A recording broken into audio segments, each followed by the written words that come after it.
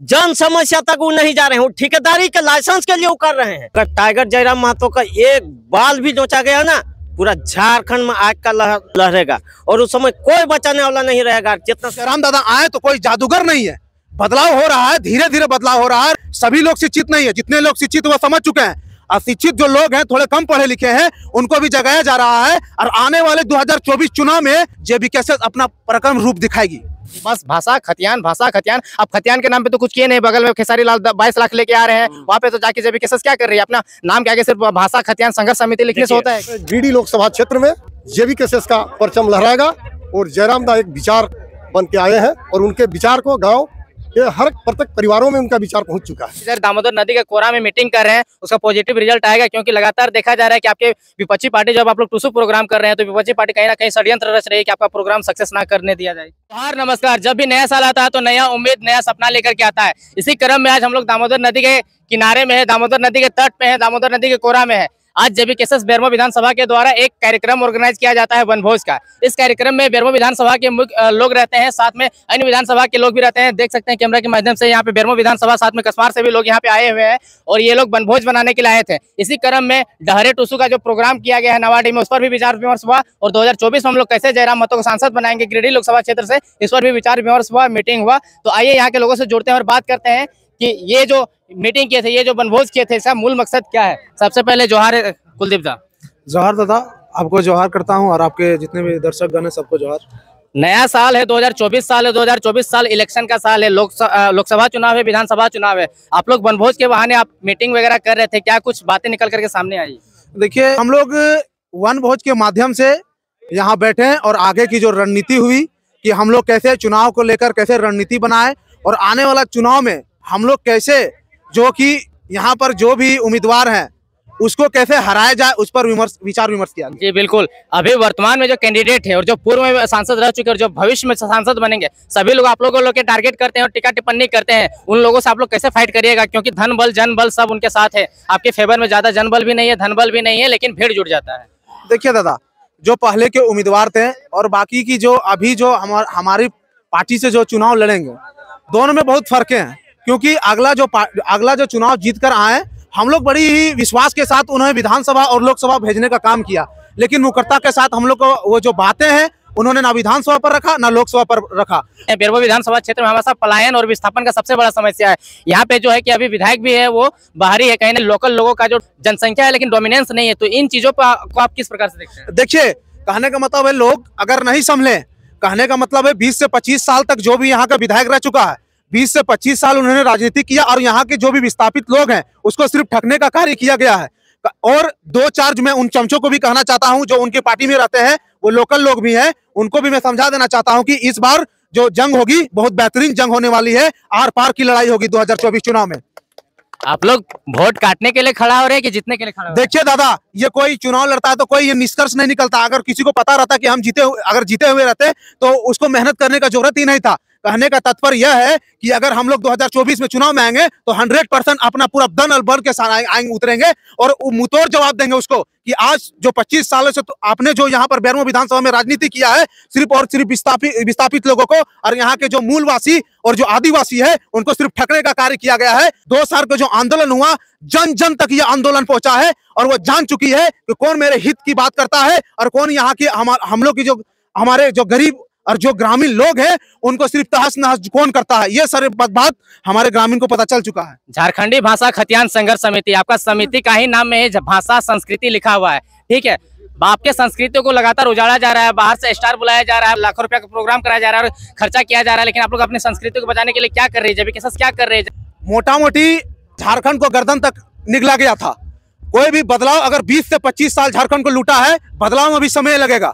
कहने का मतलब है जयराम दादा आए तो कोई जादूगर नहीं है, बदलाव हो रहा है, धीरे धीरे बदलाव हो रहा है, लोग धीरे धीरे जाग रहे हैं। सभी लोग शिक्षित नहीं है, जितने लोग शिक्षित वो समझ चुके हैं। अशिक्षित जो लोग हैं, थोड़े कम पढ़े लिखे हैं, उनको भी जगाया जा रहा है और आने वाले 2024 चुनाव में जो चुनाव होगी उस पर देखा जाएगा कि बदलाव कैसा हुआ। ये जो आंदोलन जो देखा, 2 साल के जो आंदोलन हुआ, उसमें जन जन और ग्रामीण टोला टोला तक लोग जागे हैं। तो मैं यही विश्वास दिला सकता हूं कि अगर 2024 जो चुनाव होगी वो सांसद के हो या फिर विधायक का हो, उसमें दोनों में है जेबीकेएस अपना पराक्रम रूप दिखाएगी। जी मुखिया जी, आप कह रहे हैं कि हम लोग 2024 का साल है, मजबूती से लड़ेंगे, जीत करके दिखाएंगे। आप लोग लगातार सभी जगह में जा रहे हैं, मीटिंग कर रहे हैं, लग रहा है पॉजिटिव रिस्पांस ले पाएंगे 24 में? निश्चय ही आपके चैनल के माध्यम से सारे दर्शकगणों को मैं जोहार करता हूं और आपको भी मैं धन्यवाद देता हूं। गिरिडीह लोकसभा क्षेत्र में जेबी केसेस का परचम लहराएगा और जयराम दा एक विचार बन के आए हैं और उनके विचार को गांव के हर प्रत्येक परिवारों में उनका विचार पहुंच चुका है। जेबी केसेस मुख्य रूप से युवाओं का पार्टी है। इसमें मुखिया वार्ड से लेकर के सरपंच से लेकर के ऊपर विधायक का भी सीट जो है वो दाखिल कर पाएंगे, हासिल कर पाएंगे। निश्चय ही हासिल कर पाएंगे, इसमें कहीं किंतु परंतु डाउट नहीं है, क्योंकि एक विचार की लड़ाई है और झारखंड की दलित शोषित पीड़ित जो यहाँ के जल जंगल जमीन का जो दोहन और शोषण बाहरियों के द्वारा किया गया है, उस दोहन और शोषण के खिलाफ हमारी लड़ाई है। यहाँ के जो पढ़े लिखे युवा है वो अपनी रोजी रोजगार के लिए भटक रहे हैं। वो भी आप देख रहे हैं कि आंदोलन के माध्यम से जितना आंदोलन हुआ, वो आंदोलन कहीं कारगर हम लोग को कहीं कहीं कारगर हुआ, लेकिन उस आंदोलन से लोगों तक जागरूकता आया। क्या लगता है कि इस बार 2024 में आप लोग जो इधर दामोदर नदी के कोरा में मीटिंग कर रहे हैं उसका पॉजिटिव रिजल्ट आएगा? क्योंकि लगातार देखा जा रहा है कि आपके विपक्षी पार्टी, जब आप लोग टूसू प्रोग्राम कर रहे हैं तो विपक्षी पार्टी कहीं ना कहीं षड्यंत्र रच रही है कि आपका प्रोग्राम सक्सेस ना करने दिया जाए। धन्यवाद अनिल जी, आपका चैनल को। जो गिरिडीह लोकसभा क्षेत्र से जो कोई भी आदमी सोच रहे हैं जो टाइगर जयराम महतो को टारगेट बना देंगे, अगर टाइगर जयराम महतो का एक बाल भी नोचा गया ना, पूरा झारखंड में आग का लहरेगा और उस समय कोई बचाने वाला नहीं रहेगा। जितना सांसद विधायक अभी पंगु हो गए हैं, उन लोग सोच रहे हैं कि इसको हम लोग हटा के हम लोग फिर यहाँ बन जाएंगे, वो ऐसा कभी होने नहीं जा रहा है। गिरिडीह लोकसभा क्षेत्र में अभी हमारे वर्तमान सांसद है जो कितना गांव और कितना देहात और कितना घर और कितना पंचायत वो घूम के अभी तक घूमे नहीं है। वो तो कह रहे हैं कि हमारे सांसद रहते बहुत सारे रोड बन रहे हैं, ग्रामीण में हम लोग पानी जल नल जल योजना दे दिए, पानी दे दिए, रोड बना दे रहे हैं, इससे बढ़कर और क्या चाहिए? वो जो दे रहे हैं ना रोड और बिजली और पानी, जन समस्या तक वो नहीं जा रहे हैं, वो ठेकेदारी के लाइसेंस के लिए वो कर रहे हैं। हम कौन सा जन समस्या का बात कर रहे हैं? वो चावल दे रहे हैं खाने के लिए, बेरोजगारों को कपड़ा पहनने के लिए धोती साड़ी सब सरकार दे रही है, और क्या चाह रहे हैं? धोती साड़ी कोई बहुत बड़ा मुद्दा नहीं है, ये पहले यहाँ स्थानीय नीति लागू करे और यहाँ का बेरोजगार को जो यहाँ सीसीएल में बीसीसीएल में या विस्थापन नीति को समाधान करे। हम लोग का वो चावल और थी जो साड़ी दे रहा है बहुत बड़ा, अपना मेहरबानी से नहीं दे रहा है, अपने पॉकेट से नहीं दे रहा है, ठेकेदारी करने के लिए दे रहा है। क्या लगता है जिससे जो चावल खिलाता है उसी को आप लोग इस तरह से मतलब क्रिटिसाइज करते हैं? अपना घर से कोई नहीं देता है, इस सरकार का जो एक मैनिफेस्टो है उस आधार पर आके गांव में मिलता है। वो अपने पॉकेट से अगर देता तो आज इस गांव का, इस कोयलांचल का, इस मतलब पूरा देहात इलाके का इस स्थिति नहीं बनता। आज जितना लोग पलायन कर रहे हैं, कितना लोगों को रोक रहे हैं, आज खुद जिस माने लोग शोभा उसका पड़ता है हजारीबाग लोकसभा क्षेत्र, वहीं का बिशुनगढ़ का लोग आज बाहर में नाली का पानी पी रहा है। आज कान में तेल लगा के सुतल है हमारा टाइगर जयराम महतो, वहां पर जाके हजारीबाग डीसी के साथ, एसपी के साथ वार्ता करके प्रयास कर रहे हैं। क्या कर रहे हैं? लगातार आप जिस एरिया में अभी खड़े हैं, ये बेरमो विधानसभा क्षेत्र पड़ता है, यहाँ के विधायक अनूप सिंह है, यहाँ के विधायक भी बाहरी है और वोटर भी यहाँ पे मतलब बाहरी वोटर भी यहाँ पे कम है और यहीं के लोग उसको वोट देके मतलब विधायक बना देते हैं। तो इन चीजों को आप लोग रेवोल्यूशन कैसे ला पाइएगा? वोट के समय तो सब उधर इधर बढ़ जाता है। देखिए, जो बीत गया वो बात गया। अब भी जो शुरुआत 2000 जैसे कि 23 हुआ, आज 2 साल से जिस तरह से टाइगर जयराम महतो ने पूरा झारखंड में जगाने का काम किए हैं, उस तरह बेरमो में भी जगेगा। इसलिए आप निश्चिंत रहिए, यहाँ भी लोकल विधायक बनेगा। हमारे साथ में कुछ और भी। दादा, आप कहाँ से हैं? हमें चंद्रपुरा प्रखंड से बेरमो विधानसभा क्षेत्र पड़ता है। क्या परिस्थिति देख पा रहे जेपी केसेस यहाँ पे कितना मजबूत है बेरमो विधानसभा क्षेत्र में आपके चंद्रपुरा प्रखंड में? आप आज यहाँ पे हम लोग को पुसालू जो हम लोग रखे थे, पुसालू में आपने देखा कि जिस तरह से 200-300 आदमी लोग यहाँ पे हम लोग पुसालू मनाए हैं और ये हमारे पूरा एक्टिव मेंबर हैं जो मजबूती से क्षेत्र में काम कर रहे हैं। यही से प्रतीत हो रहा है कि हम लोग बहुत ही मजबूत स्थिति में बेरमो विधानसभा में हैं। हम लोग लग रहा है कि 2024 में आप लोग बेरमो विधानसभा क्षेत्र से टाइगर जयराम महतो के एक विधायक या फिर सांसद का अगर देने का वोट देने का जरूरत पड़े तो आप लोग पॉजिटिव रिस्पांस दे पाएंगे, क्योंकि यहाँ पे बहुत सारे बड़ी बड़ी पार्टियां हैं। देखिए, एकदम 110% आज आपको बता देना चाहते हैं कि जिस भाषा संस्कृति का लड़ाई हम लोग लड़ रहे थे, आज से पहले क्या कभी कोयलांचल के धरती में हमारा जो भाषा संस्कृति का त्योहार था, क्या इससे पहले हम लोग मनाते थे?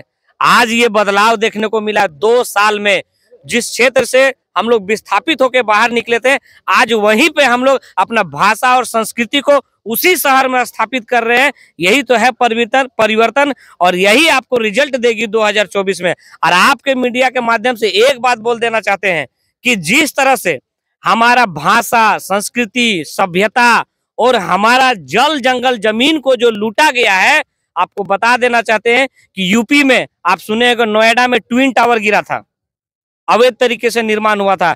जब जेबीकेएसएस का सरकार आएगा, हमारा भाषा, संस्कृति, सभ्यता और जितना भी जल जंगल जमीन पे यहाँ पे आशियाना बनाया, लोगों ने महल बनाया, कॉम्प्लेक्स बनाया, गलत तरीके से सबको तोड़ने का काम करेंगे। कैसे जेबीकेएसएस का सरकार बनाएंगे? आप एक क्षेत्र में लिमिटेड नहीं होना चाहते हैं। आपको सिमडेगा जाना पड़ेगा, आपको गुमला जाना पड़ेगा, आपको पलामू जाना पड़ेगा। आप भाषा खतियान लेकर के सिर्फ वहाँ नहीं जा सकते। वहाँ के जो मेजर इशू है, वहाँ के जो लोकल प्रॉब्लम्स है, जो पलायन है, चाहे जो भी वहाँ का लोकल इशू है, उस चीज को आप डिजोल्व नहीं करना चाहते हैं। बस भाषा खतियान। अब खतियान के नाम पे तो कुछ किए नहीं। बगल में खेसारी लाल 22 लाख लेके आ रहे हैं, वहाँ पे तो जाके जेबीकेएसएस क्या कर रही है? अपना नाम के आगे सिर्फ भाषा खतियान संघर्ष समिति लिखने से होता है क्या? खेसारी लाल एक कलाकार है, ठीक है, कलाकार है, वो कहीं भी जा सकता है।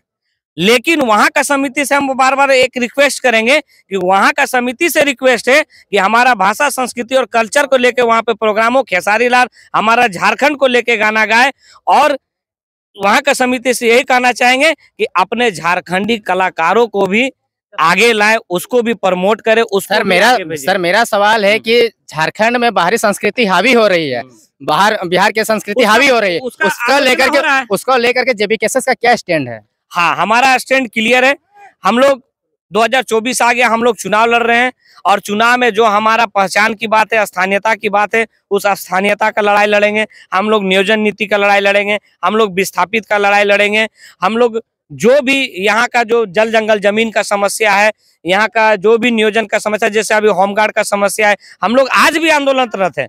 कहीं भी सरकार किसी प्रकार का गलती करता है, हम लोग हमेशा अपने मजबूती के साथ, अपने संगठन के साथ हमेशा वहां पे लड़ाई लड़ने के लिए हम लोग जाते हैं। ठीक है, तो ये थे हमारे साथ में बेरमो विधानसभा क्षेत्र के लोग थे, जो कि वनभोज के बहाने एक अपना मीटिंग ऑर्गेनाइज किए थे कि कैसे लोकसभा चुनाव लड़ा जाए। गिरिडीह लोकसभा का क्षेत्र टाइगर जयराम महतो ने चुना है कि उस लोकसभा क्षेत्र से सांसद का चुनाव लड़ेंगे। हालांकि इस क्षेत्र में, गिरिडीह लोकसभा क्षेत्र में आज तक कभी भी यहाँ का वोटर आदमी यहाँ का सांसद नहीं बन पाया। तो ये देखने की बात है 2024 का फरवरी, मार्च और अप्रैल का जो महीना होगा, वो इलेक्शन का महीना होगा, लोकसभा चुनाव होगा। उसमें टेम्परेचर बढ़ा हुआ रहेगा, साथ में राजनीतिक टेम्परेचर भी बढ़ा हुआ रहेगा।